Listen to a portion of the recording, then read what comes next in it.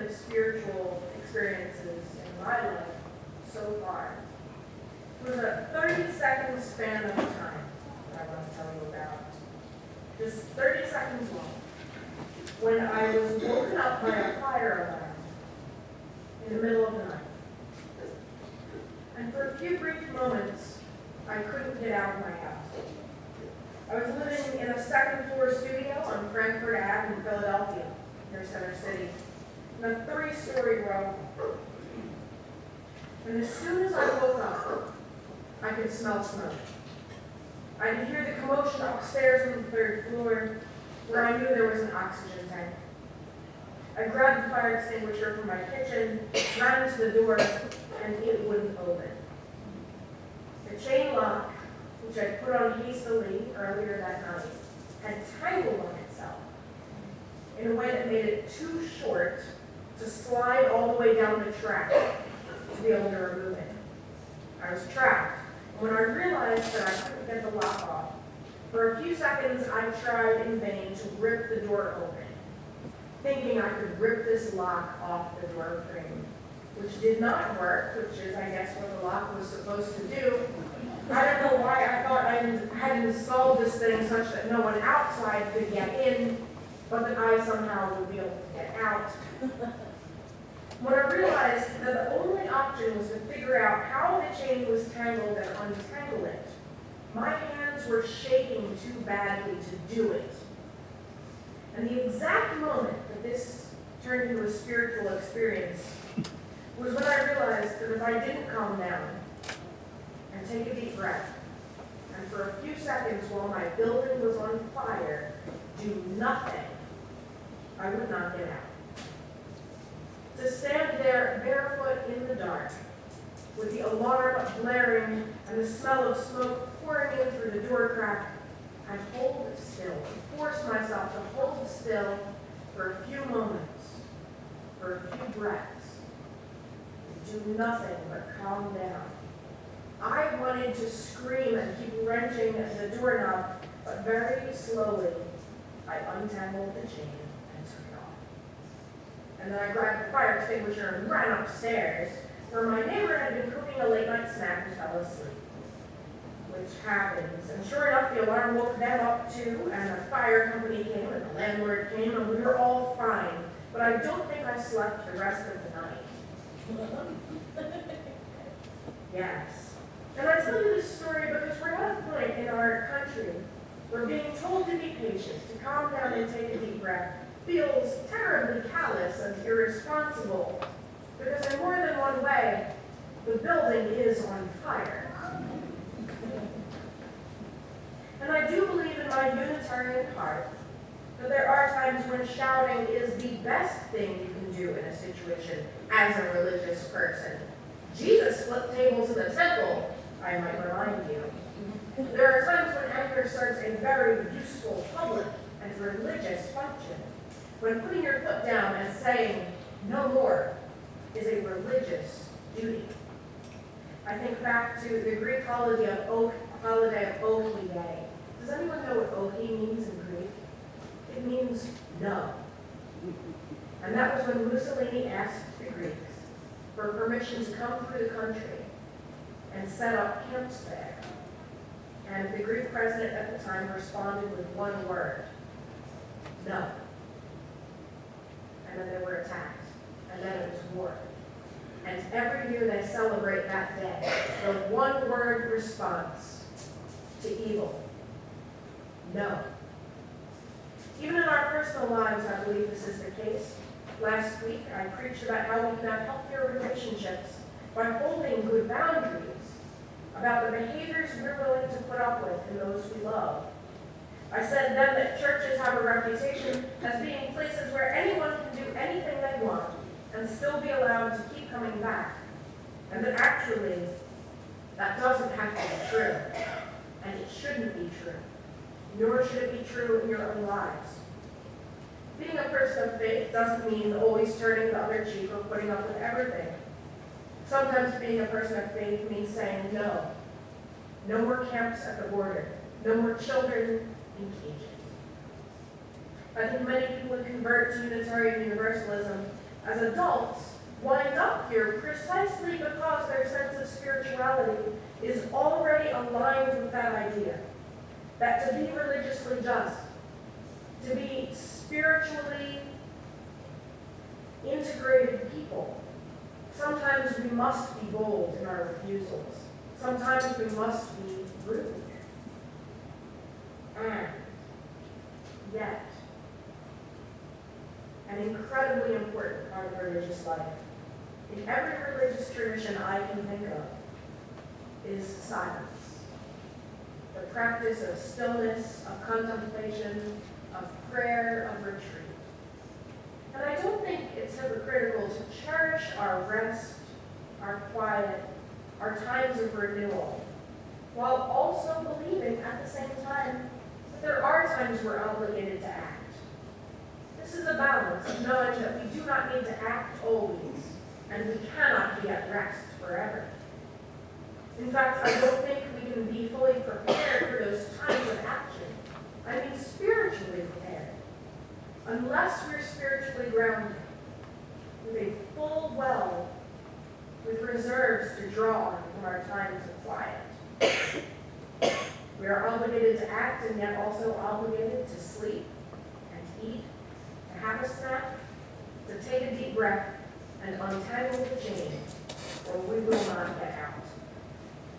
I want you to not let yourself off the hook for helping create a better, safer, and more just world when you are able, but to recognize that you might not always be able. All of us come to our spiritual lives and our religious commitments with different resources. And remember that even soldiers in the trenches of World War I, with shells falling around them, sometimes took breaks to play cards. In our society, in our capitalist society, rest is stigmatized because being busy all the time is so highly valued. It's like a mark of valor or a badge of pride when someone says, "How are you?" "Oh, I'm just so busy. I've got so much going on. I've got so much to do." And it's true for a lot of us. I myself have to admit that much of our busyness is fully out of our hands in modern society. Whenever I'm at the DMV filling out another form to prove I exist and deserve to continue existing and not be arrested, photo ID and a copy of my lease and various other documentation, I think to myself, why is just existing so hard? Just existing prompts us with a massive to-do list. My insurance company said to me recently, "Did you get that thing in the mail?" And I said, "Maybe." And I said, "Don't you know?" And I said, "No." I get lots of things in the mail. You can have no hobbies in 2019 and still have a ton of stuff to take care of every day. I think we can acknowledge the difficulty in our society of truly simplifying your life. If you simplify too much and stop paying taxes or showing up to the DMV, they will arrest you, right? It happens to so many people that I know through my previous work at the Eugene Mission, who would just have no ID, get in trouble, and maybe they did have ID, but their stuff got stolen 5 years ago, and the stuff that they could use to prove who they are was also stolen. It's very hard to just be. It's very hard to truly simplify. At the same time, we can understand that simplifying where we can has great value. I've unsubscribed from every possible email except the church newsletter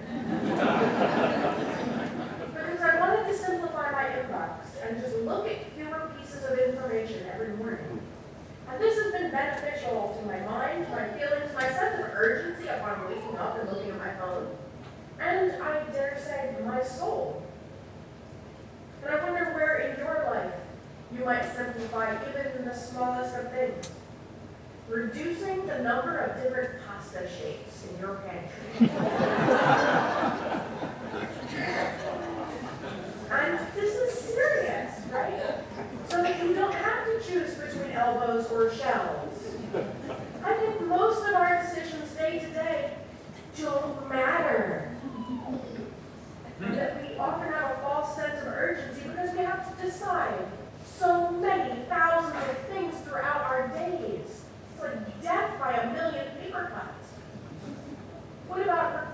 when it's time when your socks have holes in them? What about just replacing all of them with just one sock so that you don't have to do any folding? It might not occur to you that this might be a spiritual endeavor to reduce the amount of decisions in your life and focus on what matters to you, what you're seeking. For a year and a half, in fact, it overlapped when I first came here, maybe the first 8 months I lived here. For a year and a half, I wore a habit. I had 12 identical dresses, and every day I wore the same thing. And it was boring. Bad for dating. But also very clarifying. During that time, I felt so much more like myself. I stopped making those decisions in the morning of who I wanted to be and just lived it. And I'm not saying buying 12 identical dresses is accessible to everyone. It was an investment, and I've saved all of them. I don't know what I'm going to do with them. But you might ask yourself, as you go through your day and through your house, what things jump out at you as being simplifiable, as having room for stillness instead of activity. In our society that values non-stop activity and productivity must always be making something, yet making it very difficult to just live one's life without an expensive to-do list, I've gotten kind of cynical about the idea of self-care. Self-care, that pampering kind of self-care, where we take ourselves out for pedicures because we deserve it. You know, many of us don't need that kind of self-care so much as we need help. Help with the kids. Help with folding the socks. Keeping track of the bills, the errands, our addictions, our traumas. Caring for our loved ones who can't help themselves. Finding affordable childcare or aging in place alone. These things cannot be sorted out with a pedicure. When I hear advice about how to better take care of ourselves and pamper ourselves, I ask myself every time, this is the filter I run this through, could my sister, a single mom who works 50 hours a week, could she pull this off? Could she pamper herself with this idea on Pinterest and still have time to feed her kid and do the laundry before bed? Even if she's tired, even if the car breaks down or the cat starts hacking and needs to go to the vet? Would she actually still be interested in this pedicure, or would she roll her eyes? And yet I still think we can care for ourselves. Maybe not by doing more, sometimes by doing less. I asked you when you chose an object what you needed more of in your life. But really, maybe we should be asking, what do I need less of? I think we can care for ourselves by embracing moments of stillness. A calm in the storm, remaining calm in an argument is a blessing to ourselves and everyone around us. And make no mistake, this comes from practice. Meditation is a muscle. Patience is a muscle. Reverend Sidney used to say to me, blessed are those whose first thought when angry is not of revenge. It's so very common to get easily triggered and angered. Blessed are those who don't jump right away to the most extreme of their feelings. Taking a moment to be quiet and consider what the other person is saying, that takes real practice, maybe a lifetime of it. By seeking out peace in our relationships, rest in our lives, stillness when we can find it in this world of chaos, patience in ourselves and with ourselves, we can strengthen our ability to find those things, make room for them to appear in our lives. More than once I've been at Target picking up some containers. They've got a great container section of various shapes and sizes to store my smaller containers of other things, and thought in my tiredness and consumerist despair, maybe I should just get rid of all of my things and not have to sort any of them. Maybe I should just enjoy being alive, breathing. being in my home, which I'm so lucky to have. Maybe I would be happier with less. This past week, I took my 14-year-old nephew camping at Crater Lake, and we had a fantastic time up until his cell phone ran out of battery. It was mosquito time in the evening, so we were somewhat trapped in the tent. Our DEET was not very effective on those massive Crater Lake mosquitoes. And he said, "What do I do?" And being a good minister, I said, "Just exist." And being a good teenager, he said, "Why?" And then he said, "Existence is terrible, and you know it." And I'm not sure that that's true, but that maybe he hasn't had so much practice, and nor did I at 14, at just sitting still. This works with our feelings too. Often we're tempted, when we're having a very bad day, to go straight to a beer. I come home from work, I need a beer. Not me, not in my job. Just so you know. But sometimes maybe what we need to be is just very sad. And sitting in stillness and silence, those of you who meditate and have felt an itch, you know this struggle. Sitting in discomfort takes practice. And then when the building's on fire, it will come to us. And then we will receive a gift from ourselves. Then, in our time of need.